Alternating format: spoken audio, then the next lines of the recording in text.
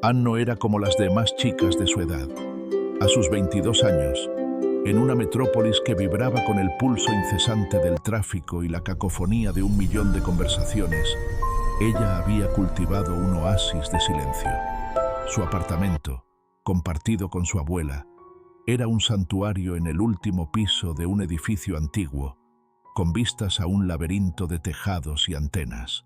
Las paredes estaban cubiertas de estanterías repletas de libros de arte, historia y mitología, y el aire olía a té de loto, a tierra húmeda de las plantas del balcón y al aroma resinoso de la madera de su arpa.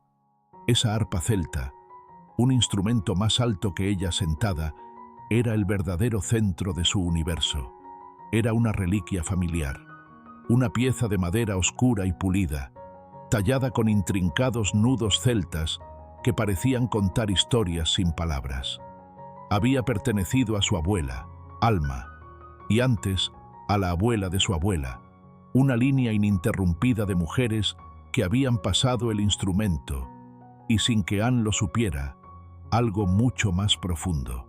La música de Anne era su lenguaje secreto, su forma de procesar un mundo que a menudo le resultaba abrumador. No leía partituras. Las melodías simplemente nacían de sus dedos, como si sus manos recordaran canciones que su mente consciente había olvidado.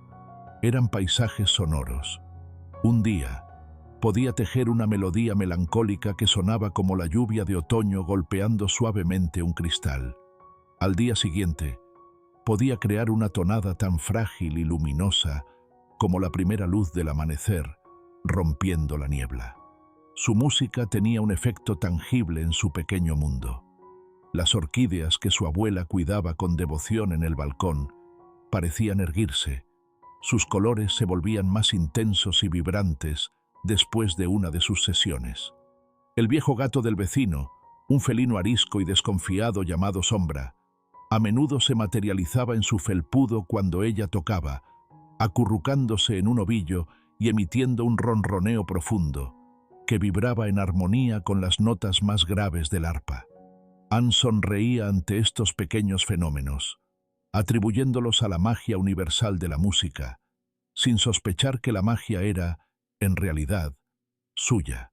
Su abuela, Alma, era el ancla que la mantenía conectada a la tierra. Era una mujer menuda, cuya edad era un misterio guardado en el laberinto de arrugas que surcaban su rostro.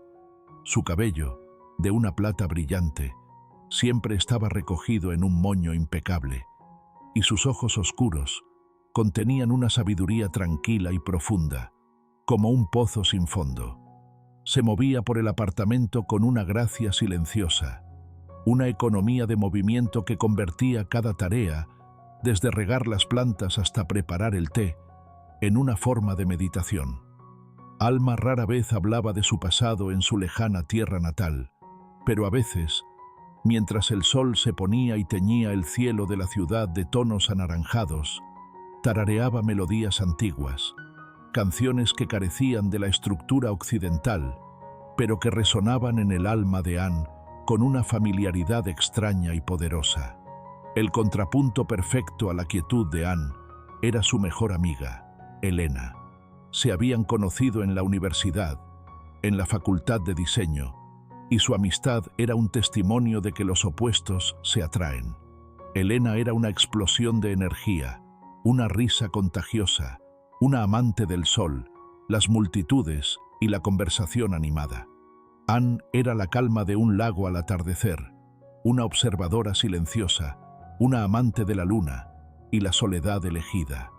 Elena empujaba a Anne a salir de su caparazón, a probar un café nuevo, a visitar una exposición.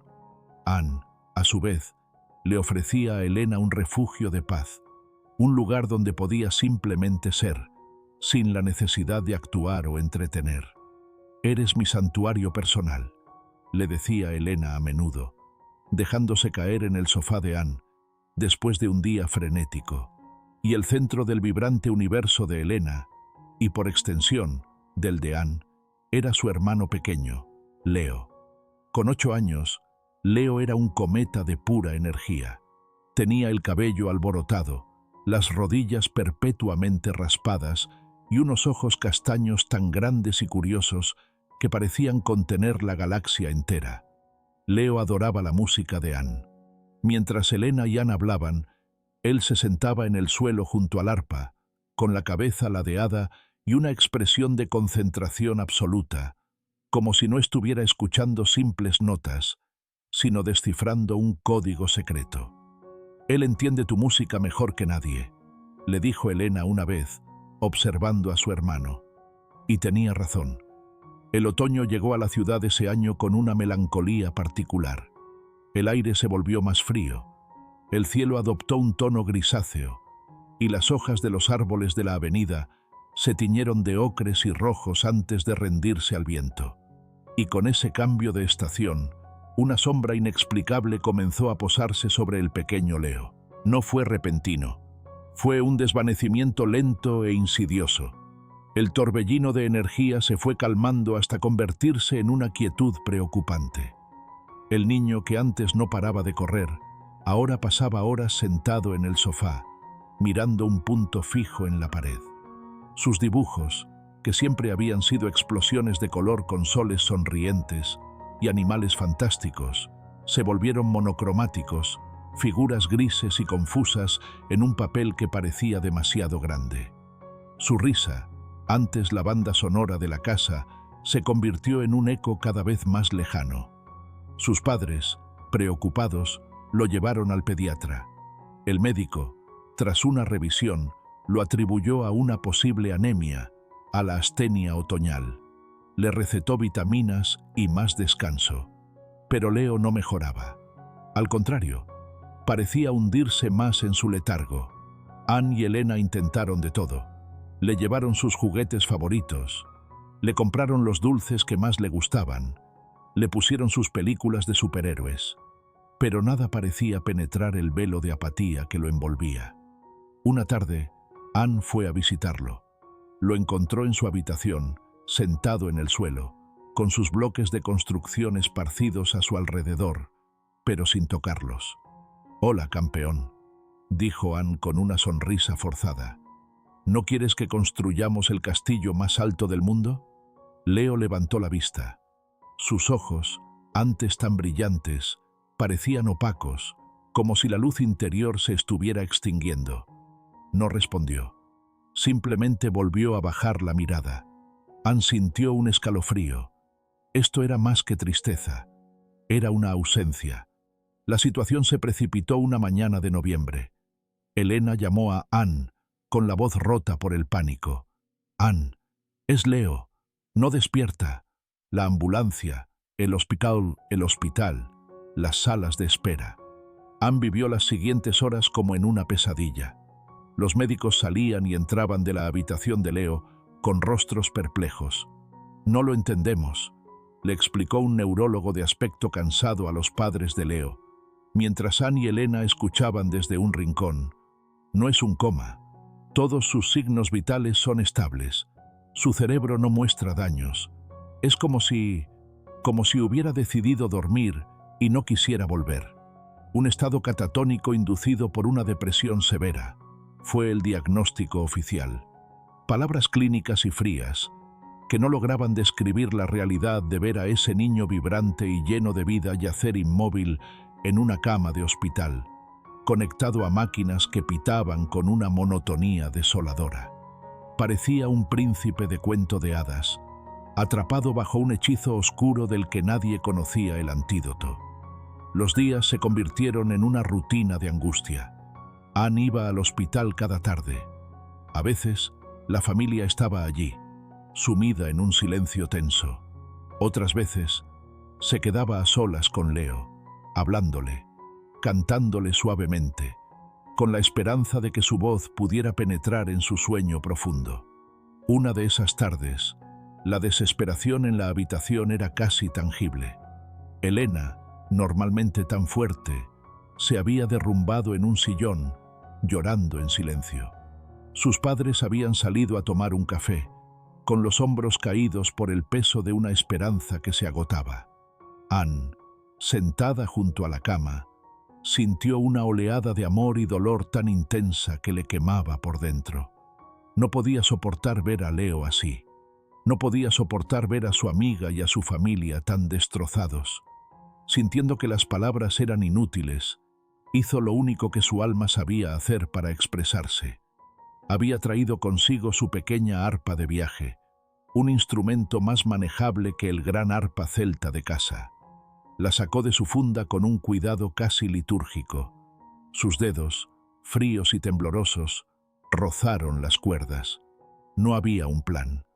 No había una melodía en su mente. Simplemente dejó que el dolor de su corazón fluyera. Y la música nació. Las primeras notas eran suaves, casi un susurro, un lamento, una canción de cuna para un alma que no quería despertar. La melodía se fue tejiendo sola, nota a nota, construyendo un puente de sonido en el silencio de la habitación. Era una música profundamente triste, pero no desesperada. Estaba llena de un anhelo, de una súplica sin palabras. Anne cerró los ojos, perdiéndose en el sonido, concentrando todo su ser, todo su amor, en el pequeño niño de la cama. Y entonces, la percepción de la habitación se desvaneció. Ya no estaba sentada en una silla de hospital. Flotaba en un espacio sin forma, un lugar de niebla gris y fría. Vio imágenes, sensaciones, ecos del alma de Leo, como fragmentos de un espejo roto esparcidos por el suelo. Vio la imagen de su osito de peluche, con un ojo de botón descosido, abandonado en un rincón oscuro.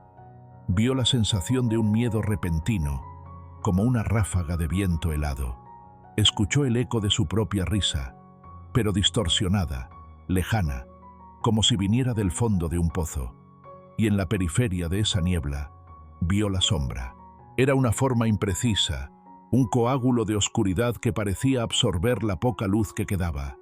No tenía rostro, pero Anne sintió que la observaba. Sintió una malevolencia antigua, una tristeza que no era tristeza, sino la ausencia total de alegría. Pudo sentir cómo esa sombra oprimía el espíritu del niño, cómo se alimentaba de su luz menguante, manteniéndolo prisionero en ese limbo gris. Instintivamente, sin pensarlo, la música de Anne cambió. El lamento se convirtió en una melodía protectora. Las notas se volvieron más cálidas, más firmes. Intentaba envolver esos fragmentos rotos del alma de Leo, tejerlos de nuevo con hilos de luz dorada, crear un refugio de calor contra el frío de la sombra. En el mundo físico, el monitor cardíaco de Leo, que había mantenido un ritmo monótono durante semanas, de repente comenzó a pitar más rápido, de forma irregular. Elena levantó la cabeza de golpe, con los ojos desorbitados. Los párpados de Leo temblaron violentamente. Sus pequeños dedos se crisparon sobre la sábana. Una sola lágrima, densa y lenta, rodó por su sien y se perdió en su cabello castaño. Una oleada de esperanza eléctrica recorrió la habitación. Estaba funcionando. Pero justo en ese momento de euforia, un frío glacial, mucho más intenso que cualquier corriente de aire, invadió la habitación. Anne lo sintió primero en la nuca, un escalofrío que le recorrió toda la espalda. La sombra del mundo espiritual había notado su intrusión, y no le gustó.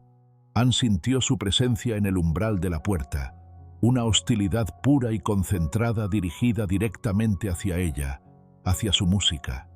Era una advertencia, una amenaza. El pánico se apoderó de ella. Abrió los ojos de golpe. Su corazón martilleaba en sus oídos. Sus dedos fallaron, tropezando en las cuerdas y produciendo una disonancia aguda que rompió la melodía. La conexión se hizo añicos. La visión del alma de Leo se desvaneció. El calor que había creado su música se disipó instantáneamente, reemplazado por un frío que calaba los huesos. El monitor cardíaco de Leo volvió a su ritmo lento y monótono. Anne miró a su alrededor, jadeando.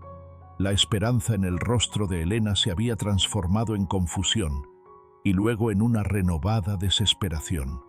La habitación estaba en silencio de nuevo, pero era un silencio más pesado, más ominoso que antes. Anne sabía que no estaba sola. La sombra se había manifestado y la había sentido a ella. Esa noche, Anne no durmió. Se quedó sentada en la oscuridad de su habitación, abrazando sus rodillas, temblando. Cada crujido de la casa, cada sombra proyectada por la luna, le parecía una manifestación de aquella presencia maligna. La música, su refugio, su único lenguaje verdadero, se había convertido en un portal hacia algo aterrador. A la mañana siguiente, con el rostro pálido y los ojos rodeados de círculos oscuros, fue a la cocina donde su abuela ya estaba preparando el té. Antes de que Anne pudiera decir una palabra, Alma la miró con una profunda solemnidad. «Lo que sentiste no fue tu imaginación, Anne», dijo, su voz suave pero con un peso que llenaba toda la estancia. «Has despertado el eco, y el eco siempre atrae a los que se alimentan del silencio. Ha llegado el momento de que sepas quiénes somos en realidad». Alma le pidió que se sentara, y mientras el aroma del jazmín llenaba el aire, comenzó a hablar.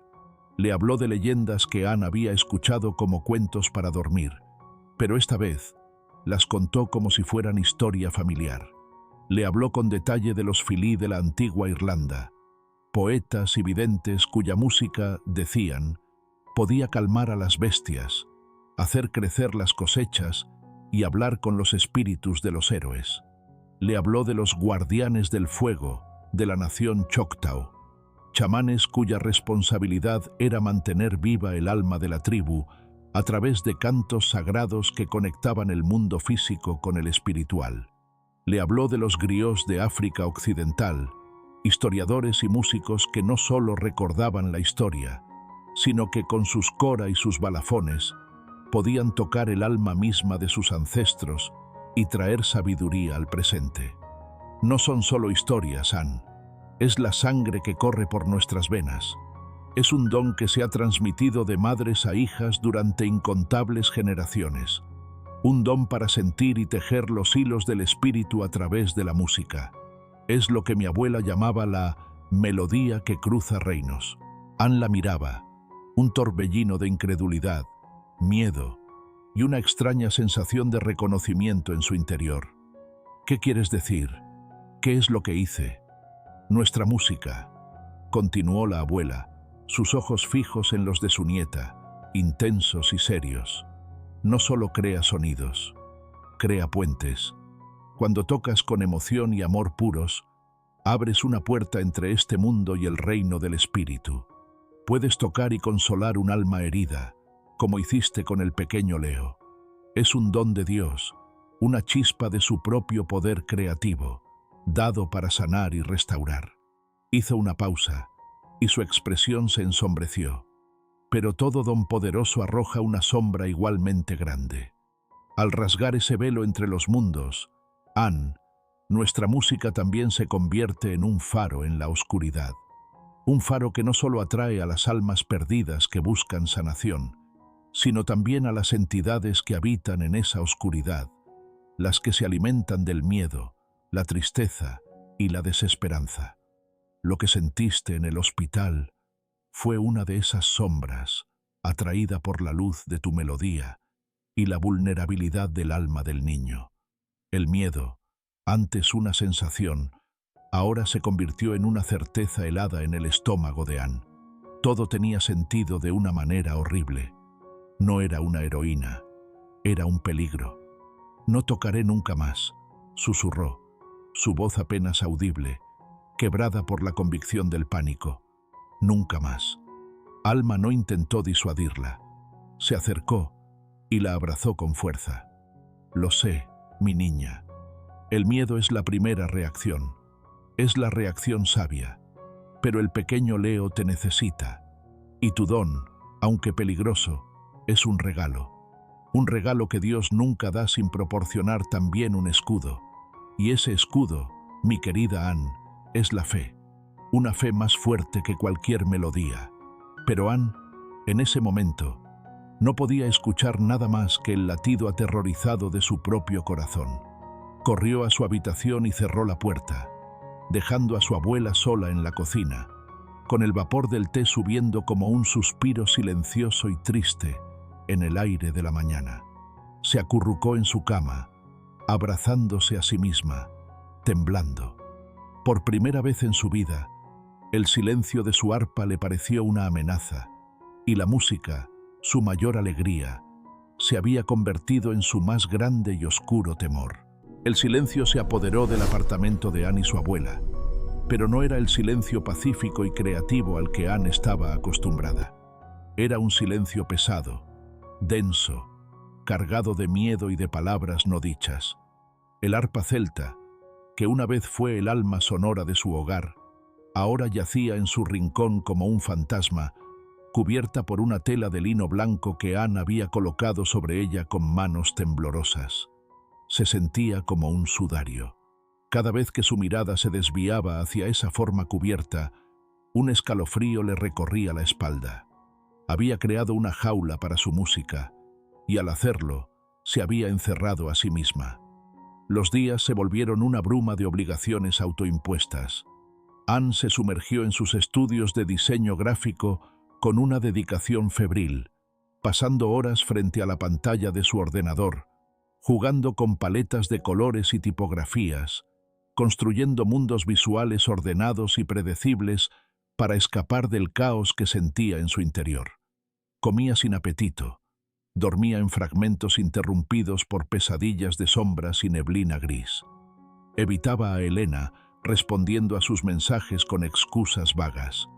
El peso de su secreto y su inacción era una carga física que la hacía caminar encorvada, como si llevara el mundo sobre sus hombros. Pero la sombra no esperaba. No necesitaba una invitación. Anne la sentía extenderse, como una mancha de tinta en un papel mojado. La sentía en la voz de Elena cuando lograba hablar con ella, una voz que había perdido su brillo característico y ahora sonaba frágil y perpetuamente al borde de las lágrimas. Una tarde, mientras Anne regresaba de la universidad, vio a Elena sentada en los escalones de su edificio, con la cabeza entre las rodillas. El corazón de Anne se encogió. Sabía que no podía seguir huyendo. Se sentó a su lado en silencio. «Vengo del hospital», dijo Elena sin levantar la vista, su voz ahogada. «Los médicos hablaron con mis padres. Dijeron que su cuerpo está empezando a fallar, que no entienden por qué, pero que debemos prepararnos». La palabra prepararnos quedó flotando en el aire frío del atardecer, absurda y monstruosa. ¿Prepararse para qué? ¿Para que un niño de 8 años simplemente se desvanezca? «Anne», continuó Elena, y esta vez levantó la vista, sus ojos enrojecidos y llenos de una súplica desesperada. «Sé que suena loco, sé que no tiene sentido, pero ese día en el hospital cuando tocaste tu arpa, por un momento, lo sentí. Sentí a mi hermano de vuelta, solo por un instante. ¿Qué pasó? ¿Puedes intentarlo de nuevo?» Anne sintió como si el suelo se abriera bajo sus pies. La pregunta que tanto temía había sido formulada. La esperanza en los ojos de su mejor amiga era más aterradora que cualquier sombra, porque sabía que, si lo intentaba y fallaba de nuevo, esa pequeña chispa de esperanza se extinguiría para siempre. «No puedo, Elena», susurró Anne, las palabras rascando su garganta. «No puedo». La luz en los ojos de Elena vaciló y se apagó. Fue reemplazada por una comprensión fría y una decepción tan profunda que fue como una bofetada para Anne. Elena no dijo nada más. Simplemente se levantó y se fue, dejando a Anne sola en los escalones, con el peso de su cobardía aplastándola. Esa noche, fue Anne quien entró en la cocina buscando a su abuela. Alma estaba allí, como siempre, como si supiera que vendría. No había té esta vez, solo el silencio y la mirada sabia de la anciana. «Ella me lo pidió», dijo Anne, su voz temblando. «Y le dije que no. Abuela, se está muriendo. Y yo estoy aquí, escondida, Porque tengo miedo. ¿Qué clase de persona soy? Eres una persona humana, mi niña, respondió Alma con suavidad. Y el miedo es un enemigo poderoso, pero no es invencible. La pregunta no es si tienes miedo. La pregunta es si tu amor por Leo y por Elena es más grande que tu miedo. Anne se derrumbó en una silla, finalmente dejando que las lágrimas que había contenido durante días fluyeran libremente. Lo es, pero no sé cómo luchar. La última vez, esa cosa era más fuerte que yo. Porque intentaste luchar con las armas equivocadas, dijo Alma, acercándose y poniendo una mano sobre el hombro de su nieta. Intentaste usar tu música como un arma, pero tu música no es la espada. Tu música es el campo de batalla. La espada es la palabra de Dios, y tu fe es el escudo que te permite empuñarla. Si quieres luchar, primero debes aprender a ponerte la armadura. ¿Estás lista para aprender? Anne levantó la vista, sus ojos aún llenos de lágrimas, pero por primera vez, con un destello de algo más. Algo que se parecía a la determinación. Asintió lentamente. Enséñame. Y así comenzaron las lecciones. No eran lecciones de arpa. Eran lecciones para el alma. La primera lección de Alma no fue sobre música, sino sobre silencio y oración. Cada mañana, antes del amanecer, se sentaban juntas en el balcón.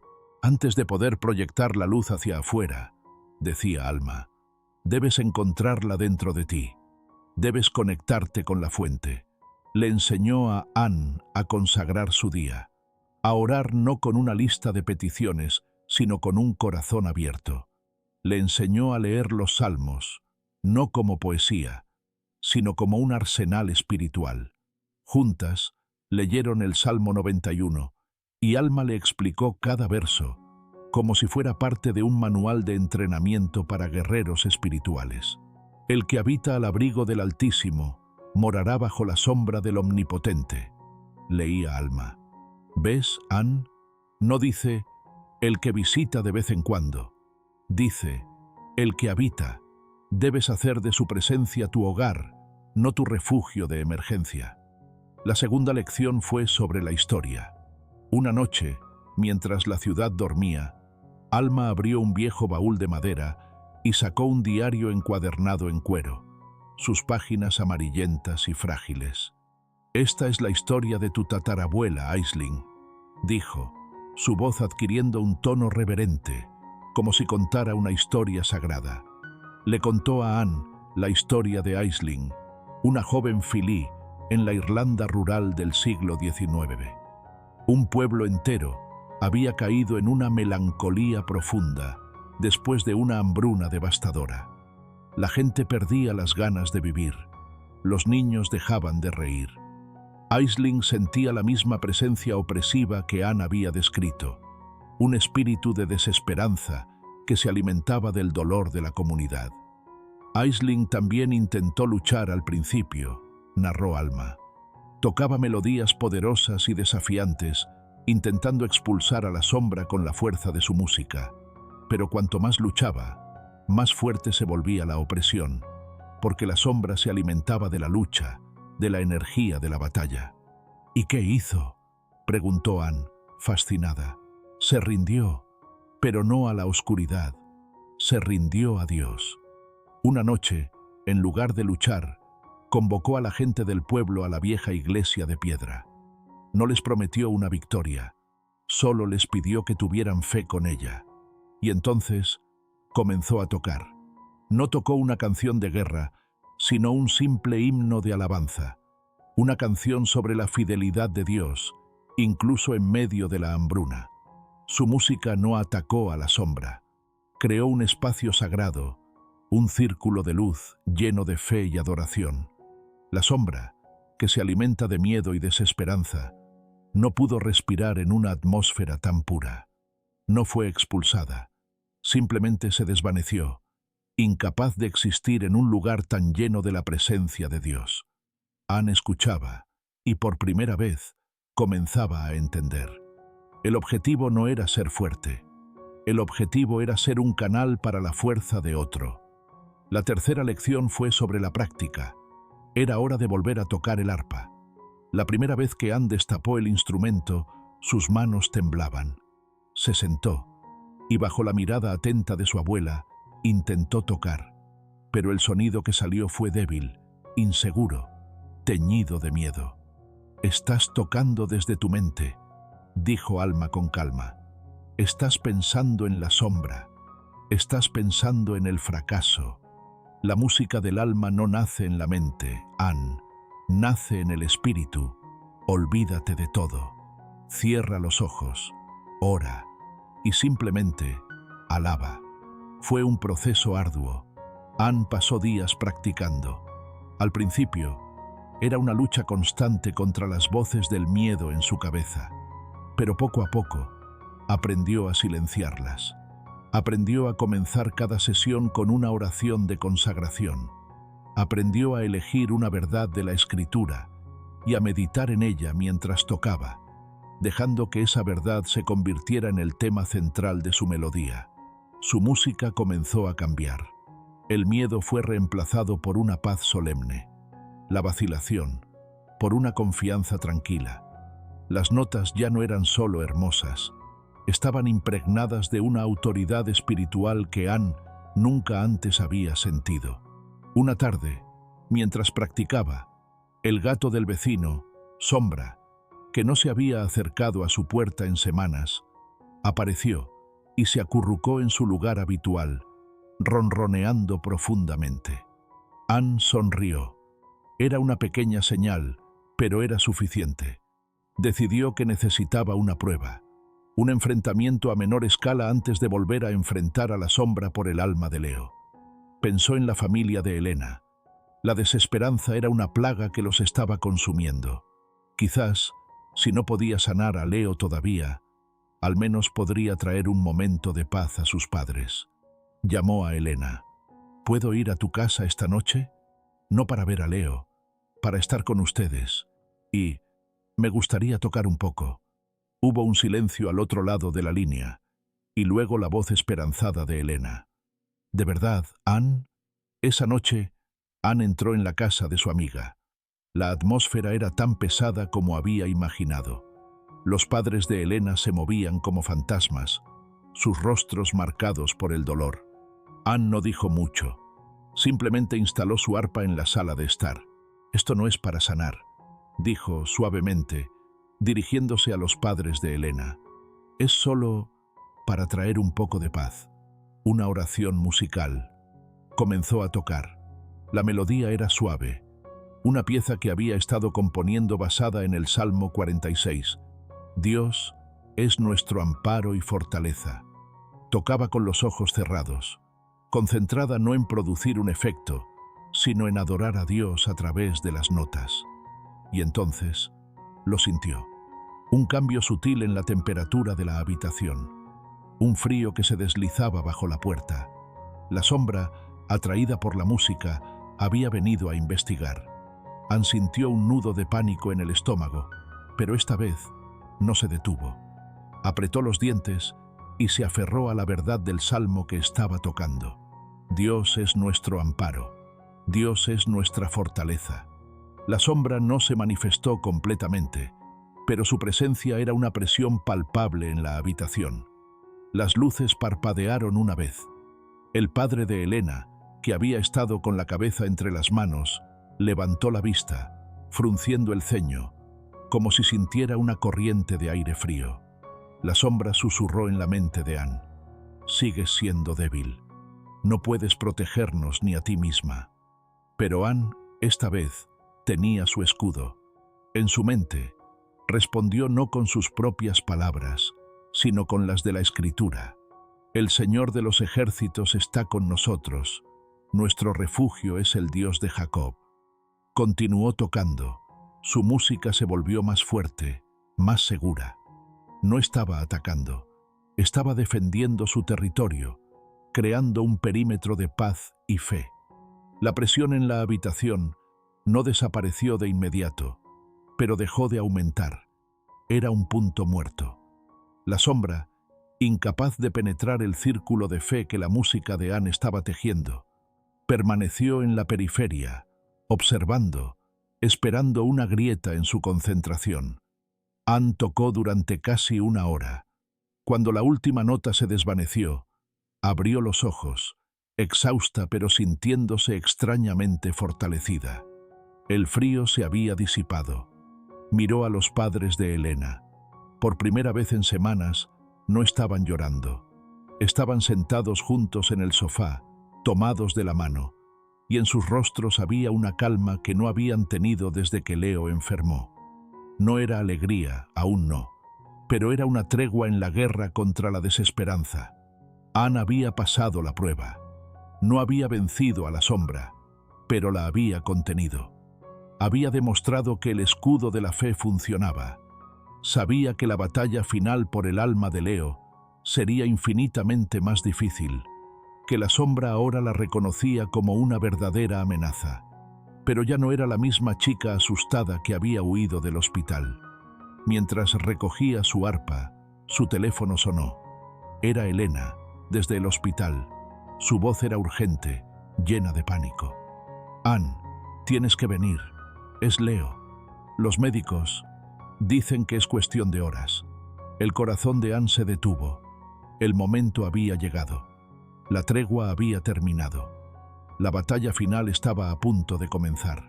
El sonido de la voz de Elena, agudo y quebrado por el pánico, atravesó el teléfono y golpeó a Anne con la fuerza de un impacto físico. «Anne, tienes que venir. Es Leo. Los médicos dicen que es cuestión de horas». Por un instante, el mundo de Anne se detuvo. El aire pareció solidificarse en sus pulmones. El frío de la sombra, que había logrado mantener a raya en casa de Elena, amenazó con volver a invadirla, susurrándole al oído la palabra más terrible de todas: fracaso. Fracasaste. Es demasiado tarde. Pero entonces, algo extraordinario sucedió en su interior. En lugar del pánico paralizante que esperaba, sintió una calma extraña y profunda asentarse en su alma. Era la calma que precede a la batalla decisiva, cuando ya no hay lugar para la duda o la vacilación, solo para la acción. Miró a su abuela, que había escuchado la llamada y cuyo rostro reflejaba una serena solemnidad. «Es la hora», dijo Anne, su propia voz sonando más firme de lo que se sentía. «Lo es», respondió Alma, y en sus ojos no había miedo, solo una confianza infinita. «Recuerda, mi niña, no vas a luchar, vas a ser un faro. No intentes expulsar la oscuridad, simplemente inunda la habitación con la luz de tu fe. Conviértete en la melodía». Alma se acercó y le entregó a Anne un pequeño colgante de madera de tejo, liso y oscuro por el paso de los años. Tenía un nudo celta tallado, idéntico a los del arpa. Esto perteneció a Aisling. No tiene poder mágico, es solo madera, pero es un recordatorio de que no estás sola. Llevas contigo la fe de todas las mujeres de nuestra sangre que han caminado este sendero antes que tú. Ahora ve, y no temas. Anne apretó el colgante en su mano. Su calor era un ancla en el mar de emociones que amenazaba con desbordarla. Tomó la funda de su arpa y, sin una mirada atrás, salió del apartamento, corriendo hacia el hospital, corriendo hacia su destino. El viaje en taxi fue un borrón de luces de la ciudad y el latido constante de su propio corazón. No pensaba en estrategias, no pensaba en el miedo. Solo repetía en su mente una y otra vez las palabras de su abuela, convirtiéndolas en un mantra, en una oración. No luches, solo brilla. No luches, solo brilla. Al llegar a la planta de pediatría, la atmósfera era desoladora. El aire estaba cargado de un dolor silencioso. Vio a los padres de Elena en el pasillo, abrazados, sus cuerpos sacudidos por sollozos ahogados. El doctor Mateo, el médico de Leo, estaba junto a ellos, con una expresión de impotencia y compasión profesional. Al ver a Anne, los ojos del padre de Elena mostraron un destello de algo que parecía una última y desesperada esperanza. Anne se acercó a ellos. Por favor, dijo, su voz clara y tranquila. Déjenme estar con él a solas un momento. Solo necesito unos minutos. La madre de Elena asintió, incapaz de hablar. El padre dudó, pero la mirada de Anne, llena de una nueva y extraña autoridad, lo convenció. Anne entró en la habitación. El pitido del monitor cardíaco era lento, peligrosamente lento. El pequeño cuerpo de Leo yacía inmóvil, su piel pálida, casi translúcida. El frío en la habitación era intenso. La sombra estaba allí, fuerte y triunfante, saboreando su victoria inminente. Anne podía sentir su presencia opresiva, regodeándose en la desesperanza que había creado. Cerró la puerta suavemente. No miró a la sombra. No le dio el poder de ser reconocida. En su lugar, caminó hacia la ventana y corrió las cortinas, dejando que los últimos rayos del sol poniente entraran y bañaran la habitación con una luz dorada.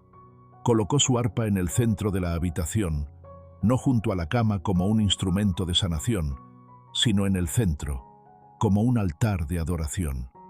Se arrodilló. No sacó el arpa aún. Simplemente oró. Señor, Dios de Abraham, Dios de Isaac, Dios de Jacob, Dios de Aisling y Dios de mi abuela Alma, Dios de David, mi El Roy, el Dios que me ve. No estoy aquí para demostrar nada. No estoy aquí para luchar con mis propias fuerzas. Estoy aquí como un instrumento vacío, un arpa silenciosa esperando las manos de su músico. Llena esta habitación, Señor, no con mi música, sino con la tuya, no con mi fuerza, sino con tu presencia. Que esta no sea mi batalla, sino tu victoria. Hágase tu voluntad. Una paz profunda, la paz que sobrepasa todo entendimiento, la inundó. El miedo no desapareció por completo, pero fue relegado a un rincón distante de su alma, ahogado por una confianza mucho más grande. Se levantó y con movimientos deliberados y serenos sacó el arpa de su funda. Se sentó y sus dedos rozaron las cuerdas. El primer sonido fue un acorde puro y claro, una nota de paz que pareció limpiar el aire de la habitación. Y entonces comenzó a tocar.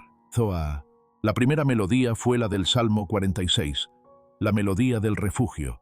Dios es nuestro amparo y fortaleza. No era una música agresiva, sino una declaración de límites. Con cada nota, Anne tejía un muro de luz, un círculo de santidad alrededor de la cama de Leo. No estaba atacando a la sombra, estaba consagrando el terreno, estaba declarando: este espacio pertenece a Dios. La sombra siseó en su mente, sintió la barrera de luz y se enfureció. Niña tonta, tus canciones son inútiles, la ciencia ha fracasado, los médicos se han rendido. ¿Crees que unas cuantas notas pueden cambiar el destino? Anne no respondió. Siguió tocando, su concentración fija únicamente en Dios. La melodía del refugio se hizo más fuerte, más resonante. La sombra cambió de táctica, atacando el punto más débil de Anne, su culpa. Tú lo trajiste aquí. Tu primer intento lo debilitó. Cada segundo que tocas, le robas sus últimas fuerzas. Su muerte estará en tus manos. Una punzada de duda atravesó el corazón de Anne. ¿Y si era verdad? Sus dedos vacilaron por un instante. La luz protectora parpadeó. Pero entonces, la voz de su abuela resonó en su memoria. La fe es el escudo. Anne se aferró a esa verdad. Su música cambió. La melodía protectora se transformó en algo nuevo. Era una melodía de autoridad, una melodía de verdad. Era la música del Salmo 27. Jehová es mi luz y mi salvación. ¿De quién temeré? Jehová es la fortaleza de mi vida. ¿De quién he de atemorizarme? Cada nota era una afirmación, una refutación de las mentiras de la sombra. La luz que emanaba del arpa ya no era solo un muro, se convirtió en una luz activa, una luz que exponía. En el mundo espiritual que Anne ahora percibía con claridad, Vio cómo la luz de su música no golpeaba a la sombra, sino que la iluminaba, revelando su verdadera naturaleza. No era una fuerza sólida, sino un vacío, una ausencia, un engaño hecho de miedo y desesperanza. La sombra chilló, retrocediendo de la luz que revelaba su inexistencia. Viendo que sus mentiras ya no funcionaban, la sombra, en un último y desesperado acto de malicia, se lanzó directamente hacia el alma de Leo, intentando extinguir la pequeña llama de vida que aún quedaba. Anne lo sintió el espíritu del niño estremecerse, a punto de quebrarse. En ese momento, supo que la defensa y la verdad no eran suficientes. Se necesitaba un acto de creación. Se necesitaba la melodía de la vida misma. Todo su ser se enfocó. El miedo, la duda, la habitación, el mundo exterior, todo desapareció. Solo quedaba su amor por Leo y su fe absoluta en el Dios de la vida. Su música cambió por tercera y última vez. La melodía que surgió fue la más pura y hermosa que jamás había tocado. No era una cita de los salmos. Era una canción nueva, una canción que parecía venir directamente de la sala del trono del cielo. Era una melodía de creación, que recordaba a la luz diciendo, hágase la luz. Era una melodía de restauración, que hablaba de huesos secos que volvían a unirse. Era la melodía que cruzaba reinos. En su visión, Anne vio cómo esta nueva música, una luz líquida de color dorado y blanco, envolvía los fragmentos del alma de Leo. No los forzaba, sino que los invitaba a unirse. Vio cómo la risa rota se volvía completa. Vio cómo el osito de peluche abandonado era recogido por manos de luz. Vio cómo la niebla gris se disipaba, reemplazada por los colores cálidos de un prado en primavera. El alma del niño estaba siendo sanada, tejida de nuevo, nota por nota. La luz se volvió tan intensa que llenó por completo el reino espiritual, no dejando lugar para ninguna sombra.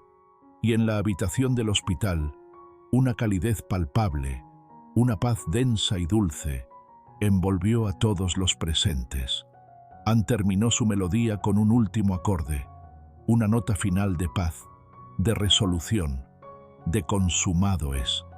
La nota se suspendió en el aire por un instante y luego se desvaneció en el silencio. Abrió los ojos. Estaba empapada en sudor, completamente agotada, pero su espíritu estaba en una calma absoluta. Y en ese preciso instante, en el silencio que siguió a la música, los ojos de Leo se abrieron. Parpadeó un par de veces, desorientado, como si despertara del sueño más largo y profundo. Su mirada recorrió la habitación, pasando por encima de las máquinas y los cables, hasta que se posó en el rostro de su madre, que lo miraba conteniendo la respiración. Una sonrisa débil pero inconfundible, la primera en más de un mes, se formó en sus labios. «Mamá», susurró, su voz un poco ronca pero perfectamente clara. «Tengo hambre». La habitación estalló. No fue un grito, fue un sollozo colectivo de alegría pura, de incredulidad, de gratitud abrumadora. Elena y sus padres corrieron a la cama, abrazando a su hijo, a su milagro, riendo y llorando al mismo tiempo. Las enfermeras entraron corriendo, alertadas por el cambio drástico en los monitores, sus rostros una máscara de asombro profesional. Anne se quedó un paso atrás, junto a la puerta, con su arpa en la mano, una sonrisa serena en su rostro y lágrimas silenciosas rodando por sus mejillas. Miró a través de la ventana.